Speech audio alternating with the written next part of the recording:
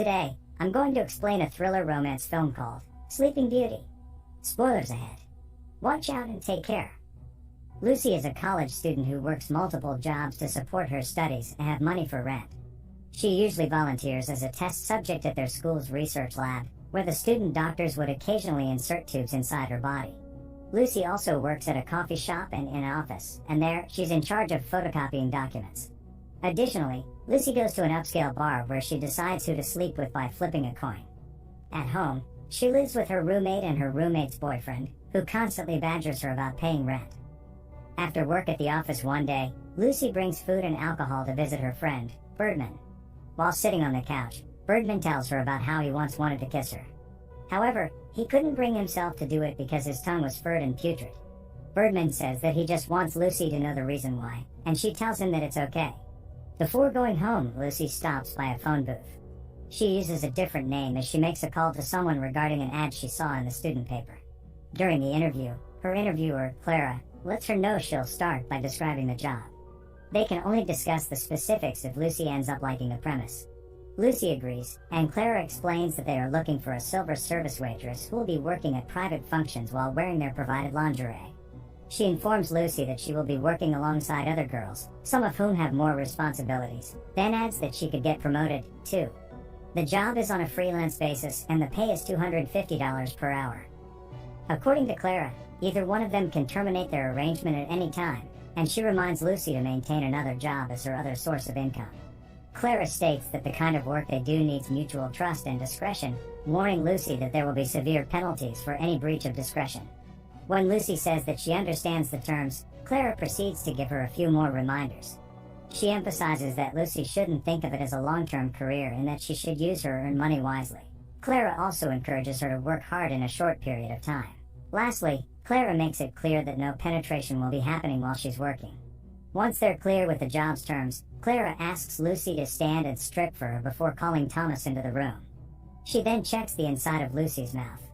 After that, Clara cups Lucy's breasts, asking if they're pierced. Lucy says that they're not, and she answers that she doesn't have any tattoos when Clara asks.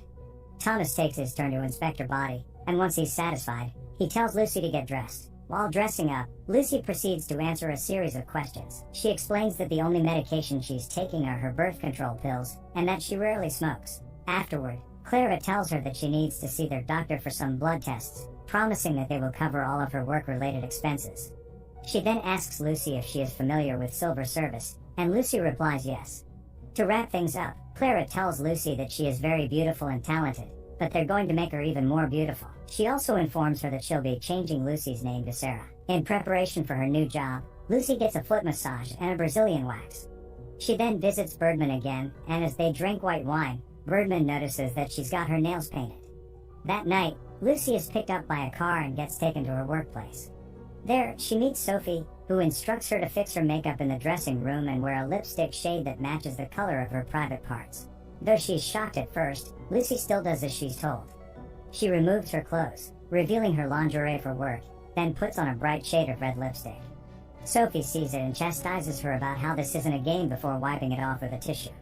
Sophie then gets down on her knees to peek inside Lucy's underwear before applying the right shade of lipstick on her lips. Once done, Sophie removes her robe, showing her more revealing black lingerie than Lucy's white ones. In the kitchen, Lucy sees all the other girls wearing the same revealing black lingerie that Sophie has. The guests, who are mostly old men, arrive, and as the host thanks them, Lucy starts pouring them their drinks. The other girls follow her, and they begin serving the food. At home, Lucy sees a note on the table, and after reading it, she crumples the paper and throws it away. Lucy starts smoking, and as she does, she counts the money she has earned. Then, Lucy takes one paper bill and burns it. On her second night as a silver service waitress, Sophie tells her that while their job is never easy, it gets a bit easier. When Lucy asks her how long she's been doing the kind of job, Sophie gets offended, so Lucy apologizes. Once done with work, Lucy goes to the high-class bar she frequents, where she gets another customer after showing him her lingerie. The following morning, Lucy goes to Birdman's house instead of going home. He gets her coffee, and while he's preparing her cup, Lucy asks Birdman if he will marry her. Birdman says yes, and Lucy thanks him, saying it's very kind of him. As they sit together, Birdman tells Lucy that he's nearly ready. Lucy grows sad, saying they could get Birdman back to detox, but he doesn't think he could make it. Lucy isn't sure what to say next, so she simply leans on Birdman. The two watch television, and she quietly cries. One day, Lucy receives a call from Thomas, informing her that she'll do another kind of work. She is once again picked up by a driver and taken to Clara's house. There, Clara tells her to take a quick shower first, reminding her not to get her hair wet. In the study room, Clara asks Lucy if she's feeling well, and Lucy tells her that she is. Clara makes her a cup of tea, then tells her that she's going to fall into a dreamless sleep, and when she wakes up, she'll feel a little bit groggy. Once the tea has taken its effect, Lucy falls asleep on the bed, naked. Clara and the host from the first dinner party enter the room. As they sit at the edge of the bed, the man thanks her. He shares with her a story about how he didn't cherish his wife and children back then. He recounts his days of success, but now all of his bones are broken. However, Clara assures him that he's safe and that no one can see him there. She also reminds the man that their rules must be respected, which means no penetration. The man thanks her once again, and when Clara leaves, the man starts undressing. He lies beside the naked and sleeping Lucy, removing her blanket and caressing her. He then positions Lucy to lie on her stomach before finally resting his head on her back. The following morning, Thomas tells Lucy to take care, reminding her that she'll feel better soon. With Lucy leaving by car, Clara tells Thomas that his instincts were right. Back at home, Lucy finds another note on the table, and she irritatedly grabs it. While reading the note, her flatmate stands in the doorway and tells her that she needs to move out in 2 weeks. Lucy curses at him, and when her other flatmate comes downstairs, she apologizes to Lucy. After saving enough money, Lucy manages to buy a bigger and more expensive apartment for herself. At the office the following day, Lucy calls Thomas. She asks if there are any more jobs available for her since she got a new apartment and tells him that she'd be really grateful if he'd keep her in mind.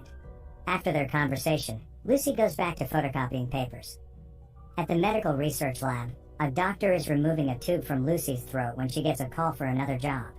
Back at Clara's home, Lucy sleeps naked on the bed again while Clara talks to another client.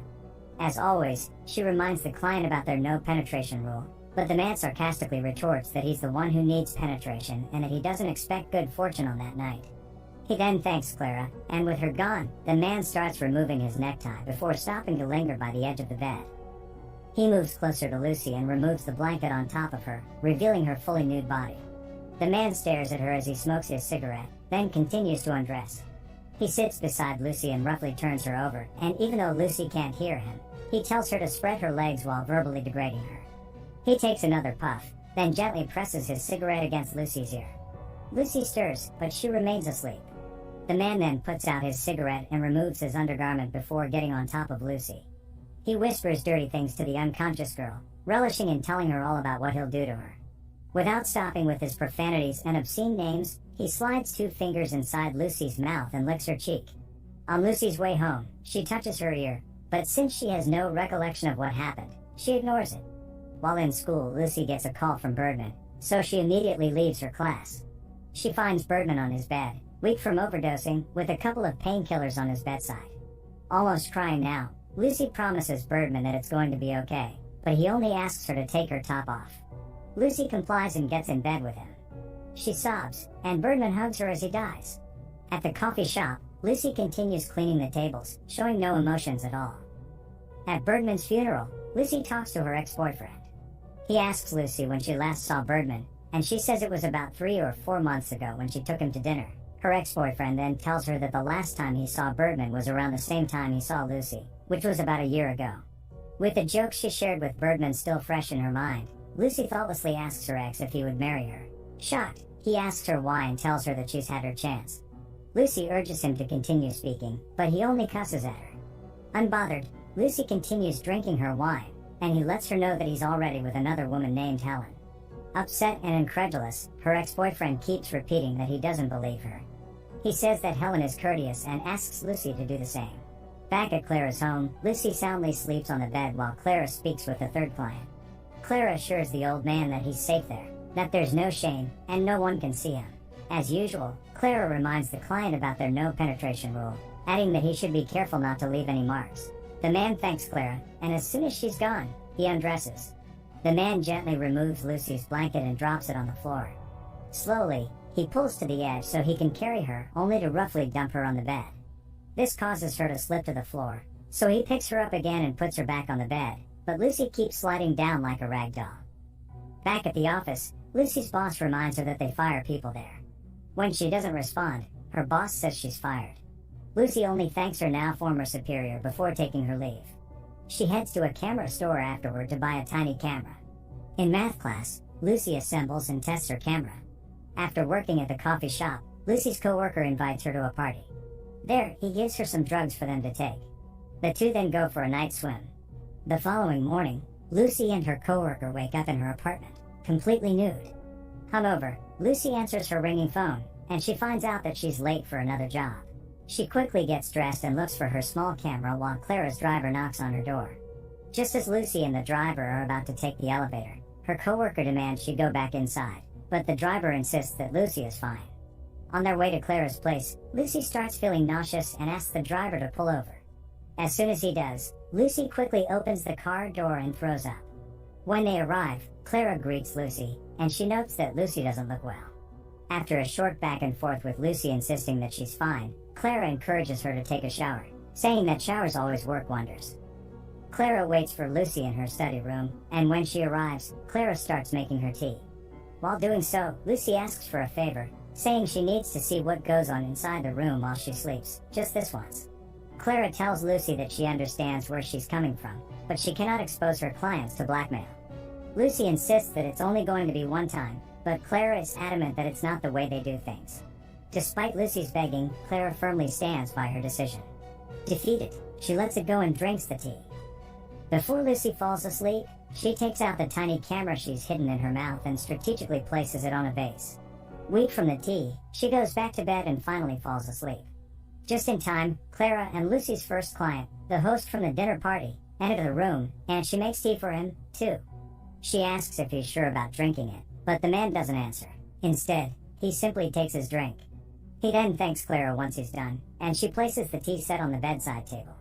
Before she leaves, Clara bids goodnight to the man, and the old man says goodnight in return. The following morning, Clara enters the room and opens the windows. She then proceeds to check the client's breathing and pulse before finally sitting down. Gently, Clara tries waking up Lucy, but the girl won't stir. Clara starts feeling nervous now, and she jumps to bed to shake Lucy's body, slapping her and giving her mouth-to-mouth resuscitation. When Lucy finally wakes up, she gets scared upon seeing the dead man beside her. She starts crying and screaming, but Clara only lets her. Later on, it is revealed through Lucy's camera how she peacefully slept beside the man.